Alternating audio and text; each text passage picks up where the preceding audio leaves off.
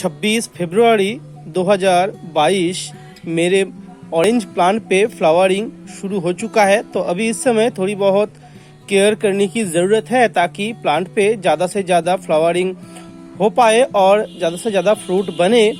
तो इसके बारे में कुछ जानकारी मैं आप लोगों के साथ इस वीडियो पे शेयर करूंगा, तो वीडियो को एंड तक जरूर देखें। वीडियो अगर अच्छा लगे तो लाइक कीजिए और अगर आप मेरे चैनल पे नए हैं तो चैनल को सब्सक्राइब जरूर कीजिए। तो दोस्तों चलिए शुरू करते हैं। तो सबसे पहले मैं बता दूं, ऑरेंज भी नींबू का ही एक वैरायटी है। मेरे गार्डन में 5-6 नींबू की वैरायटी है, जिसमें से सभी प्लांट पे मेरे फ्लावरिंग शुरू हो चुका है। और नींबू के किसी भी वैरायटी पे फ्लावरिंग होने का सही समय है जनवरी से अप टू अप्रैल तक। तो मेरे सभी प्लांट पे फ्लावरिंग शुरू हो चुका है। और तो अगर आपके प्लांट पे अभी भी फ्लावरिंग शुरू नहीं हुआ है तो चिंता करने की बात नहीं है, क्योंकि अभी भी बहुत टाइम है, क्योंकि अप्रैल तक फ्लावरिंग हो सकते हैं। तो अभी भी आप थोड़ी बहुत केयर कीजिए, जो मैं आज आप लोगों के साथ शेयर करूंगा। तो उम्मीद है आपके प्लांट पे भी फ्लावरिंग शुरू हो जाएगा। तो जैसे कि ये है मेरे नींबू की वैरायटी। इससे पहले लास्ट 2 साल से मेरे प्लांट पे फ्रूट हुआ है, मतलब ऑरेंज लगा है। तो इस साल भी जैसे कि मैं बताया, बहुत सारे फूल खिलना जस्ट शुरू ही हुआ है।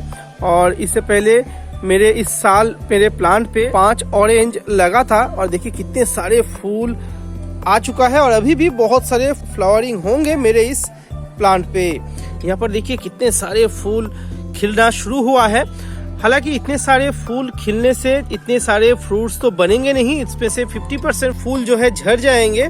तो 50% उम्मीद है कि इसमें फ्रूट बने, तो भी बहुत सारे फ्रूट बनेंगे। तो मेरे प्लांट लास्ट 2.5 साल से 12 इंच पॉट के अंदर ही लगा हुआ है और एक ग्राफ्टेड प्लांट है जिसको मैं नर्सरी से खरीद कर लाया था। तो अभी प्लांट पे फ्लावरिंग शुरू होने के साथ ही साथ बहुत सारे नए नए से ब्रांचेस भी आना शुरू हुआ है। जैसे कि यहाँ पर देखिए नए नए से ब्रांचेस आ रहे हैं और ब्रांचेस आने के साथ ही साथ फ्लावरिंग भी हो रहा है। नींबू के किसी भी वैरायटी को प्रूनिंग करने की ज़रूरत नहीं होता है। आप कभी भी इस प्लांट को प्रूनिंग मत कीजिए। और जैसे कि अभी पतझड़ का समय है, तो नींबू के प्लांट पे पत्ते सभी झड़ते हैं और नए नए से पत्ते निकल कर आते हैं। तो अगर आपके प्लांट पे लीव्स ड्रॉप हो रहे हैं, मतलब पत्ते गिर रहे हैं येलो होकर, तो ये अभी नेचुरल है, क्योंकि पतझड़ के मौसम में ऑलमोस्ट सभी पौधे के ही पत्ते झड़ते हैं। तो आपको चिंता करने की बात नहीं है। आने वाले 2 महीने के अंदर इसमें बहुत सारे नए नए से ब्रांचेस निकल कर आएंगे और इसमें फ्लावरिंग भी होगा। तो इससे पहले मैं सोचा था मेरे प्लांट को इस साल रिपोर्टिंग करूंगा, क्योंकि 2.5 साल से ऊपर हो चुका है मेरे प्लांट को और पहले साल से ही इसमें फ्रूट बने हैं। तो मैं सोचा था इसको रिपोर्ट करूंगा, लेकिन अभी रिपोर्टिंग करने का वक्त नहीं है, क्योंकि प्लांट पे फ्लावरिंग शुरू हो चुका है। तो रिपोर्टिंग करने के सही वक्त है दिसंबर के एंड और जनवरी के फर्स्ट वीक तक आप इसको रिपोर्टिंग कर सकते हैं। तो अभी मैं इसको रिपोर्टिंग नहीं करूंगा, थोड़ी बहुत खाद का इस्तेमाल करूंगा। तो खाद देने से पहले प्लांट को अच्छी तरीके से गुड़ाई कर लेना बहुत ही ज़रूरी है। तो मैं लास्ट 1 दिन मैं इसे वाटरिंग नहीं किया हूँ। आज अच्छी तरीके से गुड़ाई करके उसके बाद ही मैं प्लांट पे खाद अप्लाई करूँगा। तो मैं कौन सी फर्टिलाइज़र का इस्तेमाल करूँगा और आप कौन कौन सी फर्टिलाइज़र का इस्तेमाल कर सकते हैं वो भी मैं शेयर करूँगा।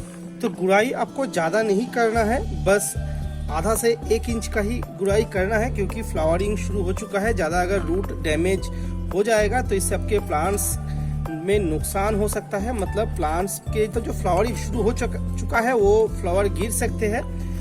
तो इसलिए आप ज़्यादा गुड़ाई मत कीजिए, बस आधा से 1 इंच का ही गुड़ाई कर सकते हैं। और गुड़ाई करने से पहले जैसे कि मैं बताया, वाटरिंग मत कीजिए 1 दिन, ताकि आप बहुत ही अच्छे से गुड़ाई कर पाए।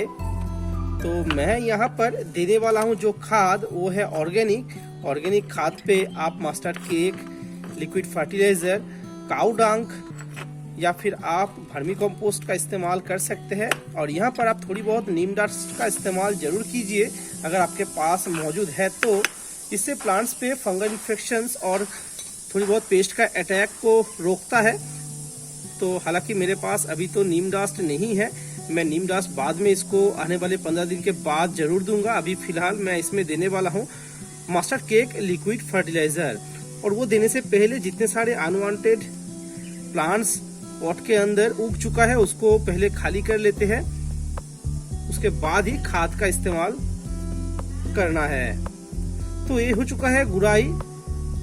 अभी मैं इसमें देने वाला हूं मस्टर्ड केक लिक्विड फर्टिलाइजर, जो आसानी से आपको नर्सरी पे मिल जाएगा। डास्ट के फॉर्म पे ये मिलता है। अगर आपको नर्सरी पे नहीं मिलता है तो फिर आप तेल जहां पर पिसाई होता है, सरसों की तेल जहां पर बनते हैं वहां पर आप जाइए और आपको वहां पर तेल बनाने के बाद जो वेस्ट निकलता है वही है मस्टर्ड केक डास्ट। इसको आप पानी के साथ मिक्स करके किसी भी प्लांट पे दे सकते हैं। बहुत अच्छा काम करता है। इससे आपके प्लांट्स का ग्रोथ बहुत अच्छे होते हैं, बहुत सारे फूल खिलते हैं। आपको ये खाद 15 से 20 दिन के अंतराल पे देते रहना है।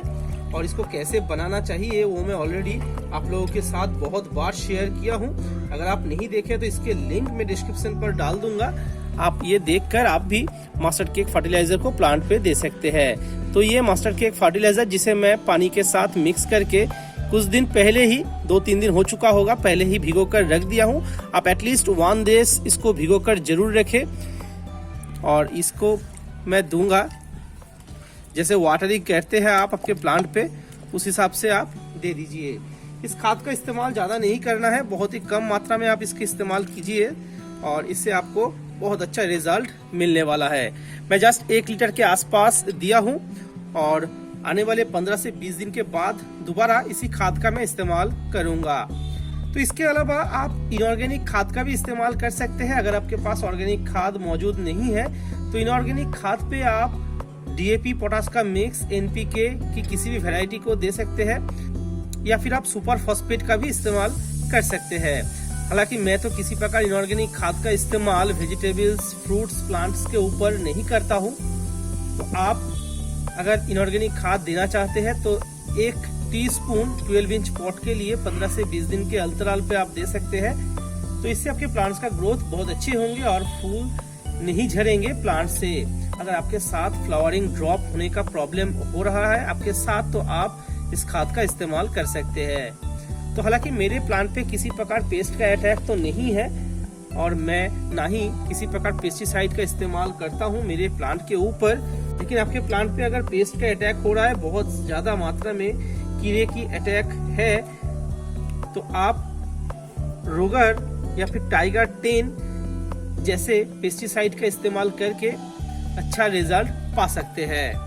तो फ्रेंड्स, ये था ऑरेंज प्लांट के ऊपर फरवरी के एंड पे आपको क्या काम करना है वो मैं आप लोगों के साथ शेयर किया और मेरे प्लांट का रिजल्ट भी आप लोगों के साथ शेयर किया।